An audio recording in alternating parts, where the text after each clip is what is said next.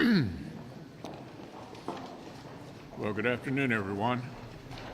Here we are. As you may recall, I said back in February that the way forward on the debt ceiling was for the Speaker and the President to sit down and discuss the matter. It took the President months to accept the reality that in divided government, in a debt ceiling situation, it's a time for negotiation. In fact, 7 out of the last 10 debt ceilings have included other items. And now the drama is in the House. We anticipate the bill passing and coming over to us as soon as tomorrow. We had a healthy discussion at lunch about the pros and cons. I would say that most of my members who have objections would like to do more of the things that are already in the bill. I think Speaker McCarthy should be congratulated on capturing a number of priorities. And the best way to look at the difference, 2 years ago, we were in the process of spending $1.9 trillion. And then last year, another $750 billion. So we've gone from one party spending $2.7 trillion in 2 years to a discussion about actually reducing government spending. So I think the American people's decision to change the House has already yielded benefits for our country.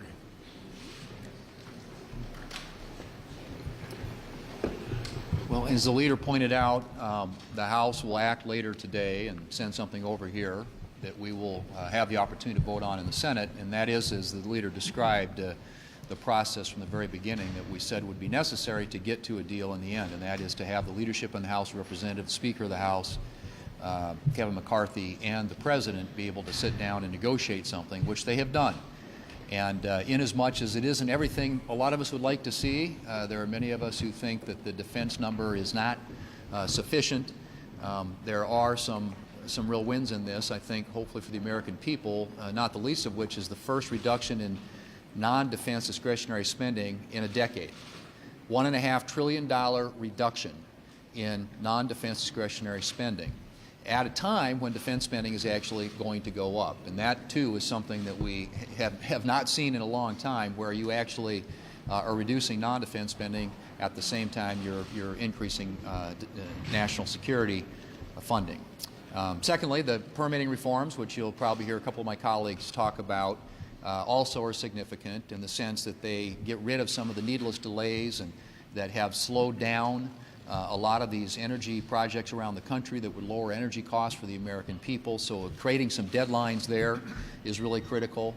Pulling back some of the unspent COVID money, also important, and also some of the money that the Democrats are trying to plus up for enforcement at the IRS, some of those IRS dollars, the tens of billions of dollars and thousands, tens of thousands of additional employees. Some of that's going to be pulled back as well. So I think all in all, the House leadership did their job, put forth their best effort, and produced a product that I hope will get a good vote, not only in the House of Representatives, but also here in the United States Senate.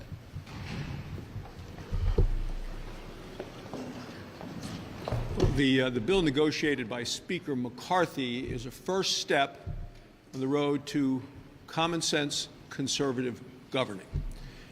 It is clearly an important change in direction from the reckless tax and spending that the Democrats have been engaged in the last 2 years. President Biden and the Democrats really went on a major spending binge, and that ignited a flame, an inferno of inflation. 40-year high inflation that is still burning members of the people and the citizens all around this country. So anyone with an ounce of common sense knows that this dangerous path must be changed. We can't continue in this direction. People across the country have been saying clearly any raising of the debt ceiling must be coupled to reining in dangerous high spending. 60% of Americans say now is the time to rein in spending, and this bill does that. So many of us wished it could have gone a lot further, specifically with cutting spending. When there's a bipartisan bill like this, there are missed opportunities in terms of getting government growth under control and putting us on a sustainable path. This is a first step. We need many more steps if we're going to be able to tackle the debt and beat back inflation. And an important thing to do is reignite American energy production. The reforms that we see in permitting, we need more. We need real regulatory relief for affordable American energy. If you really want to grow the economy, get people back to work, and lower prices, affordable American energy is the solution.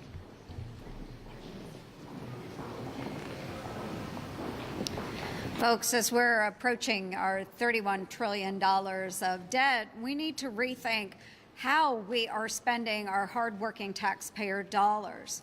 One of President Biden's policies that has been enacted recently is the forgiveness of student loans. And what President Biden is doing is transferring those student loans and those student loan debt onto the backs of hardworking Iowans and others. And I'll give a couple of examples of this. My brother did not have the pathway into college. He chose to enter the workforce straight out of high school. He is a union laborer. He's a union laborer, and yet President Biden is asking my brother, who went straight into the workforce, to pay for the student loans, hypothetically, for some man or woman who got student loans and is now working on Wall Street in a six-figure job. It's unfair. My sister went to community college. She worked her way through school to get her associate's degree. Now she's being asked to pay for someone who chose to take out a student loan and sign on that dotted line that they would repay their student loan.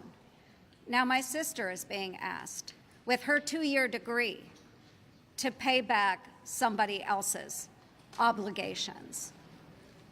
President Biden has to stop this. And if he won't, well, we will. This afternoon, I am really proud to be able to co-lead an effort to overturn President Biden's socialist student loan transfer program. And I hope that all of our Republicans join on this effort, and I hope that our Senate Democrats do as well. The House passed this very same measure last week in a bipartisan effort. So I hope again today that we see it pass through the United States Senate. I hope that the President will sign it into law, and it will save our hardworking taxpayers, just like my sister, just like my brother. It will save them $300 billion. Well, thank you all for being here. And as Senator Barrasso said, this is a good first step. I congratulate Speaker McCarthy, having served with him for many years over in the House side. He has, I think, a tremendous read on his conference, and he insisted that the president get to the negotiating table with him, as our leader did as well, to negotiate a package. Remember, Senator Schumer and President Biden said, we're not going to negotiate, it's not negotiable. And those words were hollow. So a negotiated package, you don't get everything that you want. We have some common sense. We have less spending in here, the IRS issues. But the issue that I am drawn to and that has great impacts, not just for me on my committee work, but also in my state, is the permitting reform and the MVP pipeline. So Senator Barrasso and I have been working on this through our two committees. We laid out 4 provisions of what permitting reform could have meaningful impacts. One is to have it be agnostic as to what type of project you have. If it's a renewable project, if it's a fossil fuel project, whatever it is, it has to be, the permitting has to be even and fair all across the board. And the provisions while they don't go as far enough as certainly as we would go nearly as far enough, they are agnostic as to what type of projects you have going forward. We asked for some deadline relief, big deadline relief. I would have preferred to have a provision where if you pass your deadline as a regulator, then it's deemed permitted. Couldn't go that far, but we did have timelines. We have one federal decision in there they were able to get in there that they are using off of their Builder Act. And the last thing is NEPA reform. We haven't had NEPA reform since 1982. And so 3 of our 4 parameters were at least touched on in this bill. So that, I think, is significant, and that will give us a good jumping point to start off, again, in our bipartisan talks in committee on permitting reform. Lastly, the Mountain Valley Pipeline is exceedingly important to our region, the eastern seaboard of this country. It is 95% complete. I have had numerous conversations, as have many from our state and other states, with everybody saying how critically important the product of natural gas that is carried through this pipeline is to the energy security of this country. And so after many, many attempts in the court to shut the entire thing down, it's time to bring it to a close, and this agreement brings it to a close. The Corps of Engineers has to put the permit forward in 21 days. For those of you who are unfamiliar with the permitting, it has been permitted by the Forest Service. It has been permitted by the Fish and Wildlife, the Biden and Trump Fish and Wildlife and Forest Service. This is well on its way. So we are very pleased, I am very pleased, that the MVP pipeline, which I've worked hard with others and certainly in our state and everywhere else to make sure that it gets a fair hearing and it will be complete. Well, understandably, there's been a lot of talk about the debt ceiling negotiation and the battle going on here in Capitol Hill.